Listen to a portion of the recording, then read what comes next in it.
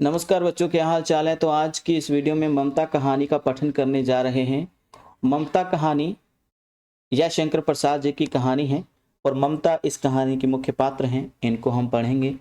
चलिए तो शुरू करते हैं। बता देते हैं, पंजाब विश्वविद्यालय के बीए कोर्स में यानी बीए के पहले सेमेस्टर में ये कहानी लगी है, सजीव कहानियाँ पुस्तक नाम से। उसमें ये कहानियों में ये कहानी भी है। और जयशंकर प्रसाद के बारे में थोड़ा सा बता देते हैं। इनकी कोई भी रचना हो, चाहे नाटक हो, कहानी हो, उपन्यास हो या फिर कविता हो, इनकी रचनाओं में अक्सर हम एक शैली देखते हैं, वो है तत्समनिष्ठ शब्दों का प्रयोग करना। ठीक है, तो ये बहुत ज़्यादा करते हैं। ओके, तो इस कहानी में भी हमें बहुत तत्समनिष्ठ शब्द मिलेंगे, तो ध्यान से हम उसका अर्थ भी आपको बताते चले जाएंगे। तो चलिए शुरू करते हैं। रोहतास दुर्ग के प्रकोष्ठ में बैठी हुई युवती ममता सोन के तीक्ष्ण गंभीर प्रभाव को देख रही है। रोहतास दुर्ग क्या है तो बता देते हैं कि बिहार में एक जिला है रोहतास। ठीक है, और उस जिले में एक किला है जिसको रोहतास दुर्ग कहा जाता है। ओके, और उस किले में एक प्रकोष्ठ है, यानी एक कमरा है। प्रकोष्ठ जेल को कहते हैं वैसे, लेकिन यहाँ पर कमरे को कह सकते हैं। उस कमरे में बैठी हुई है ममता, और उस ममता को वहीं से सोन, अभी शोन कह सकते हैं, लेकिन आधुनिक समय में शोन को सोन कहा जाता है, जो एक नदी का नाम है। तो सोन के तीक्ष्ण गंभीर प्रभाव को वो वहीं से ही देख रही है। ठीक है, सोन नदी बह रही है, वहां कोई खिड़की होगी तो वहां से वो उस सोन नदी को भी देख रही है। ममता विधवा थी, याद रखिए कि वह ममता जो है वह विधवा थी। उसका यौवन शोण के समान ही उमड़ रहा था। शोण यानी सोन नदी के समान ही, जैसे नदी बह रही है वो तेजी से, उसका यौवन भी ऐसे ही उमड़ रहा। मन में वेदना, मन में विरह है, वियोग है। मस्तक में आंधी है, यानी उसके दिमाग में भी तूफान सा मचा रहता है। आंखों में पानी है, पानी की बरसात है। और वह सुख के कंटक शयन में विकल थी। कंटक शयन क्या है कि सुख के कंटक शयन का मतलब है कि उसको सभी सुख थे, लेकिन उसको ये सुख जो थे वो कांटों भरे बिस्तर के समान व्याकुल करते थे। वह रोहतास दुर्गपति के मंत्री चूड़ामणि की अकेली दुहिता का मतलब एकमात्र बेटी। तो रोहतास दुर्गपति का मतलब है कि जो उस किले का जो मालिक है वो मंत्री चूड़ामणि है। ठीक है, और उसकी एकमात्र ये बेटी है। लेकिन फिर उसके लिए अभाव क्या भाई, उसके लिए अभाव असंभव था, यानी कोई भी कमी नहीं थी उसके जीवन में। उसको खाने पीने, वस्त्र, फिर उसको धन दौलत की कोई कमी नहीं, परंतु वह विधवा थी। हिंदू विधवा संसार में सबसे तुच्छ निराश्रय प्राणी है, तब उसकी विडंबना का कहाँ अंत था। उसके दुर्भाग्य, विडंबना होता है दुर्भाग्य, कि उसके दुर्भाग्य का, ठीक है, कहाँ तक अंत था। बहुत अंत नहीं था, यानी कि कोई सीमा नहीं। उसको बहुत दुख थे भाई, किसी लड़की का विधवा हो जाना ये सबसे बड़ा दुख होता है। ठीक है, तो वह बिना किसी सहारे के थी। ओके, हालांकि उसके पिता जीवित हैं, इतनी सेना है उनके पास, लेकिन फिर भी वह बिना सहारे के थी। तो कोई कमी ना होने के बावजूद भी उसको लगता था कि जीवन में कमी है। आगे चलता है। चूड़ामणि ने चुपचाप उसके प्रकोष्ठ में यानी उसके कमरे में प्रवेश किया। पिता ने शोण यानी सोन के प्रभाव में, उसके कलनाद में अपने जीवन मिलाने में वह बेसुध थी। यानी सोन नदी को वो देख रही है, कलनाद होता है हंस। ठीक है, तो उस नदी में कोई हंस है, ठीक है, और उसके साथ अपना वो जीवन कंपैरिजन कर रही है, कैसे वो उस नदी में जा रहा है। ठीक है, हंस कैसे उस नदी में घूम रहा है, वैसा ही अपने आप को उसके साथ तुलना कर रही है। और इसी तुलना में वो बेसुध थी, यानी बिना सुध के, उसको कोई होश ही नहीं था। पिता का आना ना जान सकी। पिताजी आ चुके हैं, चूड़ामणि उस कमरे में प्रवेश कर चुका, लेकिन उसको पता ही नहीं कि कैसे वो आए। चूड़ामणि व्यथित हो उठे। व्यथित यानी कि थोड़े से तंग हो गए भाई, मन ही मन। स्नेह पालिता पुत्री के लिए क्या करें, कि मैंने बहुत प्यार से अपनी बेटी को पाला है, इसके लिए मैं क्या करूं। वह स्थिर ना कर सकते थे। ठीक है, वह अपने मन को स्थिर ना कर सकते थे। लौटकर वहां बाहर चले गए, फिर वो बाहर आ गए। ऐसा प्राय होता, यानी ऐसा अक्सर होता, पर आज मंत्री के मन में बड़ी दुश्चिंता थी, यानी चिंता थी। पैर सीधे ना पड़ते थे। किसी कारण ही आए होंगे वो अंदर, ठीक है, उस रूम में, लेकिन वो बाहर चले गए। एक पहर बीत जाने पर फिर ममता के पास आए, कमरे में आए, और उस समय उनके पीछे 10 सेवक चांदी के बड़े थालों में कुछ लिए हुए खड़े थे। कितने ही मनुष्यों के पद शब्द सुन ममता ने घूम कर देखा। मंत्री ने सब थालों को रखने का संकेत किया, यानी कि जब उनके पिता फिर से कमरे में प्रवेश किए, पहली बार तो वापस चले गए, कुछ कहे भी नहीं, लेकिन दूसरी बार जो प्रवेश किए तो बहुत सारे और व्यक्ति भी साथ में थे, लेकिन उन व्यक्तियों के हाथ में बड़े बड़े थाल थे। ठीक है, अनुचर, अनुचर क्या होता है बेटा? सेवक या नौकर कह सकते हैं। तो नौकरों ने, अनुचरों ने थाल रखकर, ठीक है, वहां से जाना ही सही समझा, वो चले गए। ममता ने पूछा अपने पिता से, यह क्या है पिताजी? तेरे लिए, पिताजी कहते हैं, तेरे लिए बेटी उपहार है, कहकर चूड़ामणि ने उसका आवरण उलट दिया। आवरण मतलब कि जो उस थालों के ऊपर जो एक कपड़ा सा पड़ा हुआ था उसको उलट दिया, यानी फिर अब दिखाने लगे कि इस थाल में क्या है। स्वर्ण का पीलापन उसकी सुनहली संध्या में विकीर्ण होने लगा। ममता चौंक उठी, यानी जब थाल से पर्दा उठाया, थालों में से पर्दा उठाया तो बहुत बड़ी संख्या में, जब बड़ी मात्रा में कह सकते हैं कि सुनहली संध्या, जैसे सूर्य अस्त होता है वैसे ही संध्या की कंपैरिजन यहां पर किया जा रहा है कि जो स्वर्ण है, जो गोल्ड है, वो चमक रहा था। ठीक है, और ममता चौंक उठी, इतना स्वर्ण यानी इतना गोल्ड क्या कहां से आया? चुप रहो ममता, पिता कहते हैं चूड़ामणि कि चुप रहो ममता, यह तुम्हारे लिए है। तो क्या आपने मलेच्छ का उत्कोच स्वीकार कर लिया? पिताजी यह अनर्थ है, अर्थ नहीं, लौटा दीजिए पिताजी, हम लोग ब्राह्मण हैं, इतना सोना लेकर क्या करेंगे? यानी मलेच्छ एक जाति है, ठीक है, वो उत्कोच दिए हैं। उत्कोच का मतलब क्या होता है? रिश्वत या घूस कह सकते हैं।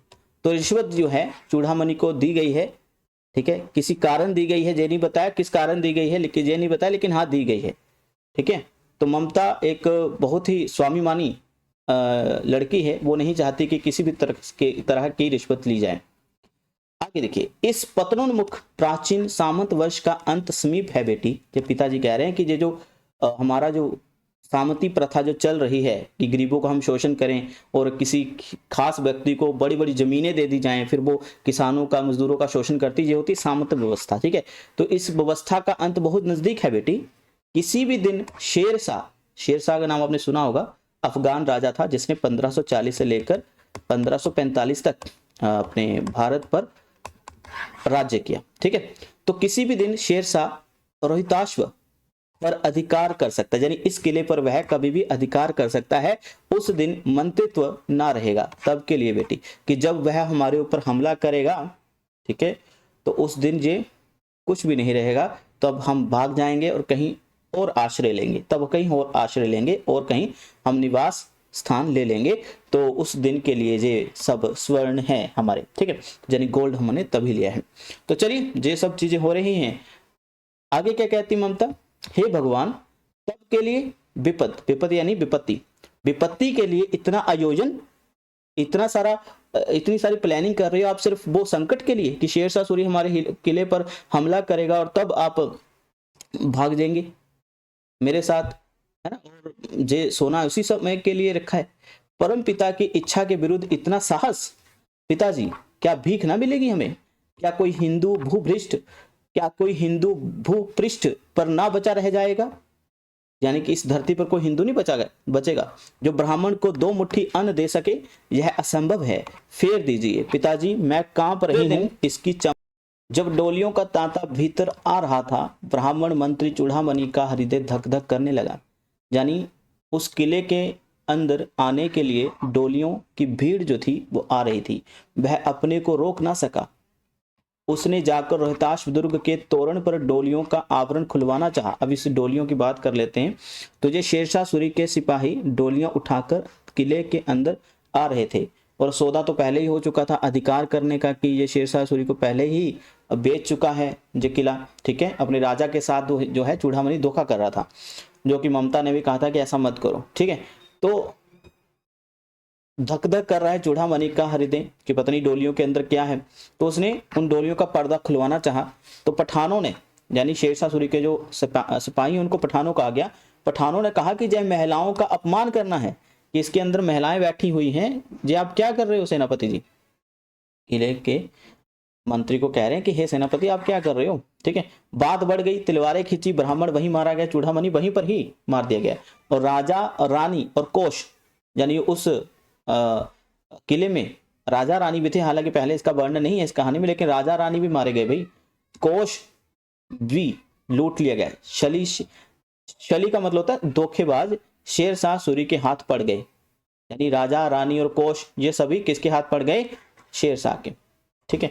निकल गई ममता, ममता वहां से निकल गई सुरक्षित। डोली में भरे हुए पठान सैनिक दुर्ग भर में फैल गए, उस किले में सभी फैल गए और ममता की खोज वहां पर होने लगी, लेकिन ममता नहीं मिली। ठीक है, तो ये थोड़ा सा धुंधला है, लेकिन मैंने पढ़कर यहाँ पर सुना दी। अभी चलते हैं, अभी ममता कहाँ पर चली गई है उसका वर्णन यहाँ पर आएगा। काशी, काशी यानी आज का वाराणसी, तो काशी के उत्तर में धर्मचक्र विहार मौर्य और गुप्त सम्राट के कीर्ति का खंडर है, खंडर था।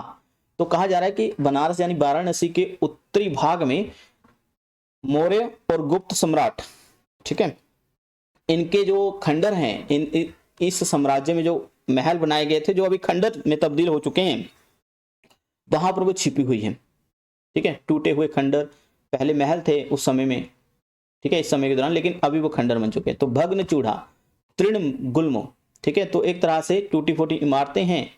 ओके, और तृण गुल्मों का मतलब हुआ कि कुछ तिनके बिखरे हुए हैं घास के, और हाँ कुछ अनोखे फूल वहां पर खिले हुए। गुल्मो एक फूल का प्रकार है, तो फूल के पौधे वहां पर लगे हुए हैं, फूल के पौधों से वो ढके हुए हैं। ढके हुए प्राचीर, ईंटों के ढेर में बिखरी हुई भारतीय शिल्प की विभूति, यानी कि उन ईंटों के ढेर में भारतीय शिल्प का ऐश्वर्य डूबा हुआ है। विभूति का मतलब कि उस समय ये बहुत पूजनीय स्थान रहा होगा उन गुप्त सम्राटों और मौर्य वंश के लिए, लेकिन आज ये सिर्फ और सिर्फ बिखरी हुई ईंटों का ढेर है। ग्रीष्म रजनी की चंद्रिका में अपने को शीतल कर रहे थे। ये सब स्थान जो थे जो अभी चूर चूर हो गए, खंडर में तब्दील हो गए हैं, तो ग्रीष्म रजनी की, उस रजनी का मतलब रात होता है ना, तो उस रात जो बहुत ज्यादा गर्मी पड़ रही थी, ठीक है, और चंद्रमा का प्रकाश भी पड़ रहा था, और चंद्रमा का प्रकाश उनको शीतल कर रहा था। ठीक है, यानी उस गर्म रात में चंद्रमा का प्रकाश इन सब टूटे हुए खंडरों को शीतल कर रहा था। अभी यही तो जयशंकर प्रसाद को बाकियों से अनोखा खड़ा कर देता है। देखिए यहां पर कितने उन्होंने तत्सम शब्द जो हैं प्रयोग किए हैं। आगे चलते हैं, अभी मूल बात पर आ जाते हैं। जहां पंचवर्गीय भिक्षु गौतम का उपदेश ग्रहण करने के लिए पहले मिले थे, उसी स्तूप के भग्नावशेष की मलिन छाया में एक झोंपड़ी के दीपलोक में एक स्त्री पाठ कर रही थी। ठीक है, जहां कहा जा रहा है कि पंचवर्गीय भिक्षु गौतम का उपदेश जहां ही मिला था, ठीक है, और वहीं पर ही एक मलिन छाया की, एक यानी मैली छाया की झोंपड़ी है, और वहां के दीपलोक में यानी दीपक जलाए हुए एक स्त्री पाठ कर रही है, और पाठ में जो संस्कृत का श्लोक है, ठीक है, ये संस्कृत का श्लोक है, और इसको जो वो पढ़ रही है। चलो आगे पढ़ते हैं, संस्कृत श्लोक रहने देते हैं। ठीक है, आगे चलते हैं। पाठ रुक गया, ममता इस पाठ को पढ़ रही है लेकिन पाठ रुक गया। अभी जान लीजिए कि ये वो कहाँ छिपकर बैठी हुई है। जो मौर्य और गुप्त सम्राटों ने जो महल बनाए थे, जो भी खंडर बन चुके हैं, वहां पर वो है, और वहीं पर ही एक गौतम भिक्षु द्वारा उपदेश ग्रहण किया गया था। ठीक है, और उसी स्थान पर उसने झोंपड़ी बनाई, और वहां की झोंपड़ी के अंदर अभी वो दीपक की लो में बैठी हुई पाठ कर रही है। पाठ रुक गया। एक भीषण और हताश आकृति दीप के मंद प्रकाश में सामने पड़ने लगी, यानी कोई व्यक्ति आया है, ठीक है, उस झोंपड़ी के आगे। स्त्री उठी, उसने कपाट यानी दरवाजा बंद करना चाहा, परंतु उस व्यक्ति ने कहा, माता मुझे आश्रय चाहिए, मुझे सहारा चाहिए। तुम कौन हो? ममता ने कहा। ठीक है, स्त्री का मतलब यहाँ पर ममता ही होगा। ठीक है, स्त्री ने कहा कि तुम कौन हो? वो कहता कि मैं मुगल हूं, चौसा युद्ध में शेरशाह से विपन्न होकर, विपन्न यानी हार भी कह सकते हैं, दुखी भी कह सकते हैं, शेरशाह से हारा था ना हुमायूं, तो उसकी बात हो रही है। तो शेरशाह से विपन्न होकर रक्षा चाहता हूं, इस रात अब आगे चलने में असमर्थ हूं। क्या शेरशाह से? स्त्री ने पूछा, क्या शेरशाह से? स्त्री ने अपने होठ काट लिए।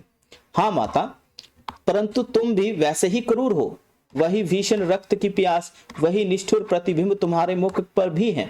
सैनिक, मेरी कुटी में स्थान नहीं, जाओ कहीं दूसरा आश्रय खोज लो, ये उस स्त्री ने कहा। गला सूख रहा है, साथी छूट गए, अश्व गिर गया, अश्व यानी घोड़ा गिर गया, इतना थका हूं, इतना कहते हुए व्यक्ति धम से बैठ गया, यानी वो व्यक्ति बहुत ज्यादा थका हुआ तो वो धम से बैठ गया। उसके सामने ब्रह्मांड घूमने लगा। स्त्री ने सोचा, यह विपत्ति कहां से आई? उसने जल दिया, जल पानी दिया, मुगल के प्राणों की रक्षा हुई। मुगल था वह सोचने लगी, सब विधर्मी दया के पात्र नहीं, यानी विधर्मी क्या होता है? जो धर्म पर ना चले। तो ये जितने भी लहू रक्त बहाने वाले लोग हैं, जो दया के पात्र नहीं है, मेरे पिता का वध करने वाले आतताई थे, ठीक है, यही लोग थे। ठीक है, घृणा से उसका मन विरक्त हो गया। स्वस्थ होकर मुगल ने कहा, माता तो फिर मैं चला जाऊं, यानी ठीक हो गया पानी वानी पी के वे, तो अभी वो कह रहा है मैं चला जाऊं। स्त्री विचार कर रही थी, मैं ब्राह्मणी हूं, मुझे तो अपने धर्म अतिथि देव की उपासना का पालन करना चाहिए, परंतु जहां नहीं सब विधर्मी दया के पात्र नहीं, परंतु यह दया तो नहीं, कर्तव्य करना है। तब मुगल अपनी तलवार टेक कर उठ खड़ा हुआ। टेक कर मतलब अभी वो स्त्री विचार ही कर रही है कि क्या करना चाहिए, इसको रोकने के लिए स्थान देना, जैसे उसके मन में है। ठीक है, वो मुगल था, तो वह तलवार का सहारा लेकर खड़ा हुआ। ममता ने कहा, क्या आश्चर्य है कि तुम भी छल करो। ठीक है, इसमें क्या हैरानगी है कि तुम भी धोखा दे दो, कि क्या तुम मुझे भी मार दोगे, मुझे तो यही लग रहा है। उसको लगा छल, उस सिपाही ने, उस मुगल ने कहा छल नहीं, तब नहीं माता, जाता हूं। तैमूर का वंशधर स्त्री से छल करेगा, भाग्य का खेल है। तो जो तैमूर का वंशधर है, इसका मतलब हुआ कि जो मुगलों का सबसे बड़ा संस्थापक जो था इस देश में, वो तैमूर था। ठीक है, तैमूर का वंशधर, यानी कि मैं तैमूर, मेरे पूर्वज हैं। ठीक है, तैमूर लंग कहा जाता था उनको, तैमूर लंग। तो याद रखिएगा कि वह कह रहा है कि मैं उसी वंश से हूं, मैं स्त्री से छल क्या करूंगा, ये तो भाग्य का खेल है कि मैं तुम्हारे सामने आ गया। ममता ने मन में कहा, जहां कौन दुर्ग है, जहीं झोपड़ी है, जो चाहे ले लो। यानी वो कटाक्ष में कह रही कि जहां कोई दुर्ग नहीं है, जहां कोई किला नहीं है कि धोखे से आ जाओगे, मार दोगे, छीन लोगे, ये बस झोपड़ी है, जो चाहे ले लो, मुझे तो अपना कर्तव्य करना पड़ेगा। वह बाहर चली गई और मुगल से बोली, जाओ भीतर, थके हुए भयभीत पथिक, तुम चाहे कोई हो, मैं तुम्हें आश्रय देती हूँ, मैं ब्राह्मण कुम्हारी हूँ, सब अपना धर्म छोड़ दे तो भी मैं क्यों छोड़ूं, यानी कि मेरा कर्तव्य है कि तुम्हें रेस्ट करने के लिए मैं अपनी झोंपड़ी में स्थान देती हूं, तुम चले जाओ, अंदर रेस्ट करो, मैं बाहर पड़ी रहूंगी। ठीक है, मुगल ने चंद्रमा के मंद प्रकाश में वह महिमामय मुख मंडल देखा ममता का। उसने मन ही मन नमस्कार किया। ममता पास की टूटी हुई दीवारों में चली गई। भीतर थके पथिक ने झोंपड़ी में विश्राम किया। अब ये कहानी जो है बीए पार्ट 1 में लगी है बेटा। आगे जहां पर प्लस का निशान देख रहे हो तो मतलब इसमें कुछ और भी कहानी का अंश था, वो वहां पर नहीं दिया गया है, तो कहानी शॉर्ट में निपटाई गई है। ये पुस्तक में से ही मैंने ली है पीडीएफ। प्रभात होता सुबह, प्रभात में खंडहर की संधि से ममता ने देखा, यानी खंडहर में छिपकर, ठीक है, देखा उसने, वहां कुछ जगह थी बैठने की, तो उसने चुपके से देखा, ममता ने देखा कि सैकड़ों अश्वारोही यानी घुड़सवार जो थे उस प्रांत में घूम रहे थे, उसी जगह घूम रहे थे जहां पर उसकी झोंपड़ी थे, उसके आसपास। वह अपनी मूर्खता पर अपने आप को कोसने लगी। वो सोच रही है कि मैंने क्यों उस पथिक को, राही को, पथिक होता राही, तो मैं उसको क्यों झोंपड़ी में स्थान दिया, मैंने, ये मेरी गलती थी। अब उस झोंपड़ी से निकलकर उस पथिक ने कहा, मिर्जा मैं जहां हूं, ठीक है, जो घुड़सवार थे उसमें से किसी व्यक्ति को कहा उस पथिक ने कि मैं जहां हूं मिर्जा। शब्द सुनते ही प्रसन्नता की चित्कार ध्वनि से वह प्रांत गूंज उठा। यानी जब उस व्यक्ति को, पथिक को देखा बाकी अश्वारोहियों ने, तो चित्कार ध्वनि यानी कि चीखें सुनाई दी, खुशी से सब लोगों ने कहा। ठीक है, सब लोग जो थे वो खुशी खुशी चिल्लाने लगे अपने उस सिपाही के लिए, उस पथिक के लिए। ममता अधिक भयभीत हुई कि ये क्या है भाई, ये चिल्लम चिल्ली क्या हो रही है भाई। पथिक ने कहा, वह स्त्री कहाँ है, यानी जिसको झोंपड़ी में स्थान दिया था ममता ने, वही व्यक्ति जिसको पथिक कहा गया है, वो कह रहा है कि वह स्त्री कहाँ है, उसे खोज निकालो। उसने ऑर्डर किया सभी सिपाहियों को। ममता छिपने के लिए अधिक सचेष्ट हुई, क्या पता मुझे मार ही दे। ठीक है, तो अधिक सचेष्ट हुई यानी चेतना में आ गई कि मुझे छिपे रहना है, तो वह मृग दाव में चली गई, वह जंगल में चली गई।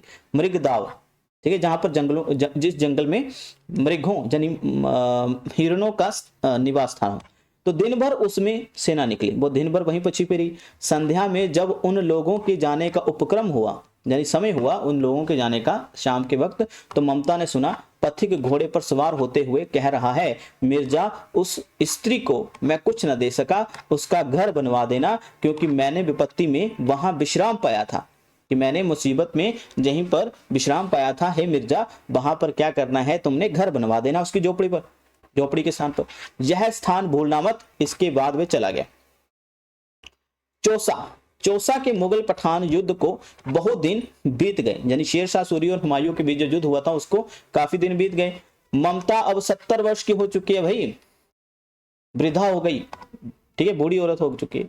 वह अपनी झोंपड़ी में एक दिन पड़ी थी। शीतकाल का प्रभात था यानी सुबह थी, सर्दी की सुबह थी। उसका जीर्ण कंकाल खांसी से गूंज रहा था। ठीक है, बुखार हो रखा था।